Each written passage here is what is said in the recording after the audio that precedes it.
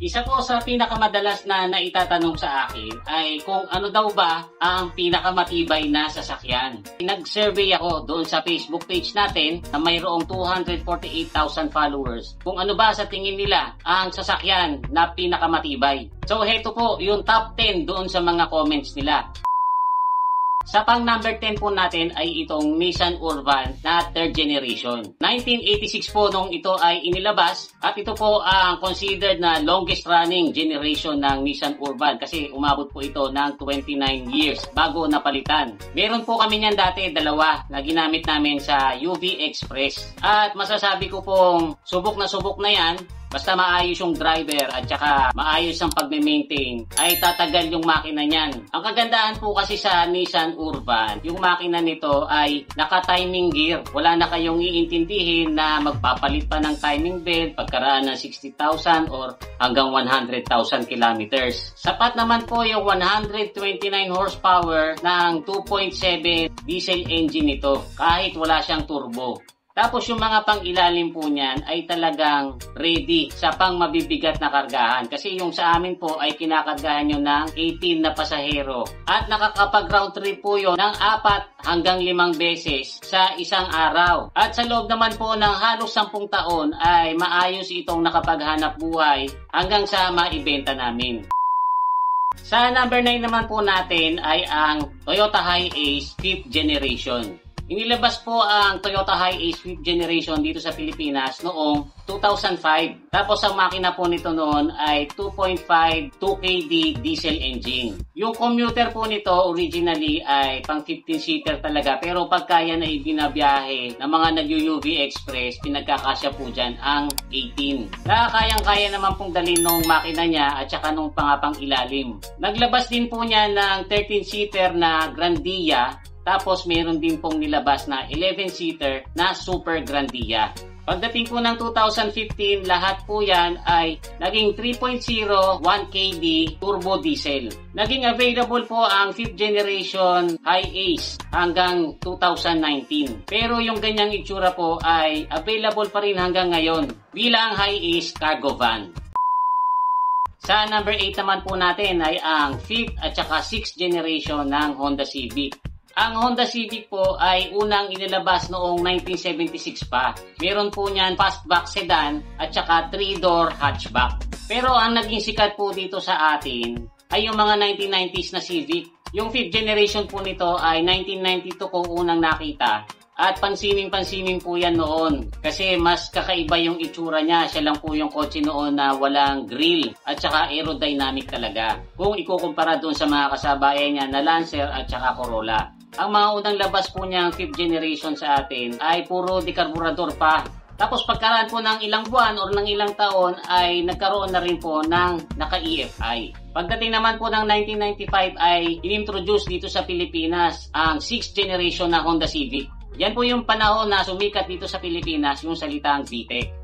Ang akala ko nga po nung una, ang ibig sabihin ng VTEC ay V-engine or naka-letter V yung posisyon ng mga piston. Pero hindi po pala, ang ibig sabihin pala ng VTEC ay mayroon itong variable valve timing. Napakarami pong bumili niyan noong mga panahon na yon. At kapag ikaw ay naka-Honda Civic noon, ang sabi nga nila ay social. Kasi yan daw Honda Civic ay hindi ginagamit sa taxi.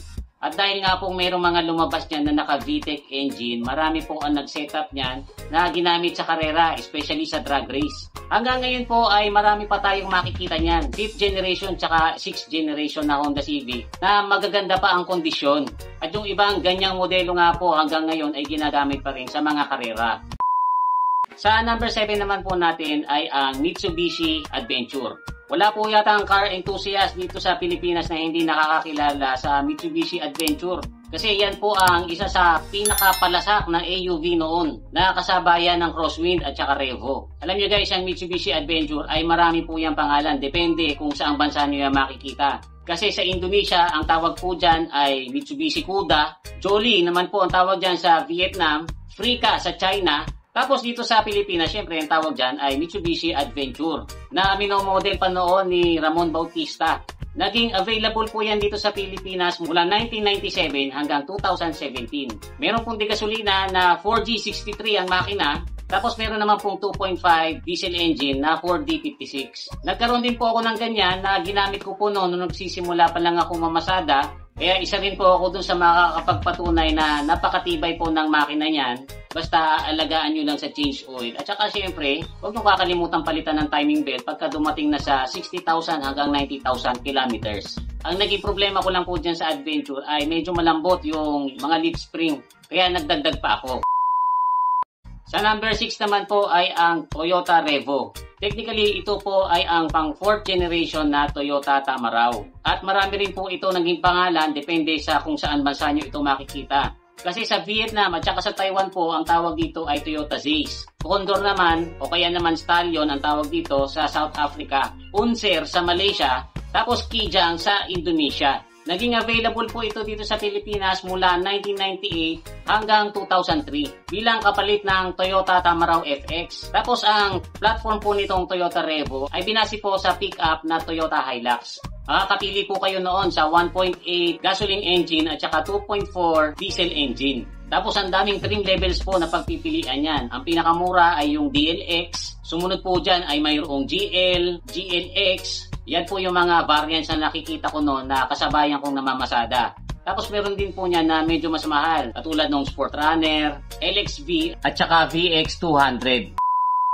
Sa number 5 naman po natin ay ang mga 1990s na Mitsubishi Lancer, na kung tawagin natin dito sa atin ay Lancer Itlog at saka yung Lancer Pizza Pie.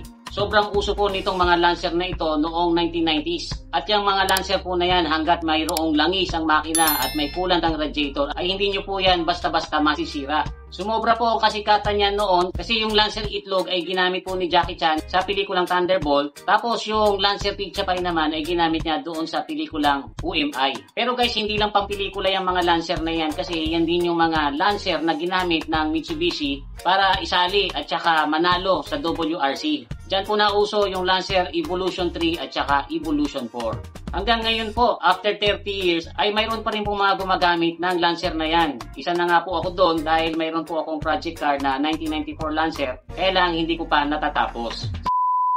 Sa number 4 naman po natin ay ang Isuzu Crosswind. Sa ibang mga bansa po ng Southeast Asia, tinatawag po ito na Isuzu Panther. Tapos sa India naman po ay nirebadge ito ng Chevrolet at tinawag na Tavera. Year 2001 po ito inintroduce dito sa Pilipinas bilang kapalit ng Isuzu Highlander. Itong Crosswind ang ipinangtapat ng Isuzu sa Toyota Revo at saka Mitsubishi Adventure. Napakarami ko rin pong mga nakasabayang na mamasada ng ganyan noon. At syempre dahil Isuzu yan, kilala po yan pagdating sa tibay ng diesel engine nito, pati ng mga pang-ilalim. Sobrang naging mabenta po yan dito sa Pilipinas kaya naging matagal po yan na available sa market. Tapos naglabas po yan ng variant na tinatawag na XUV at saka XUVi na mukhang SUV kasi malalaki yung mga gulong. Tapos yung reserbang gulong niya ay nakamount dun sa may likurang pintuan na usong-uso nung mga panahon na yun.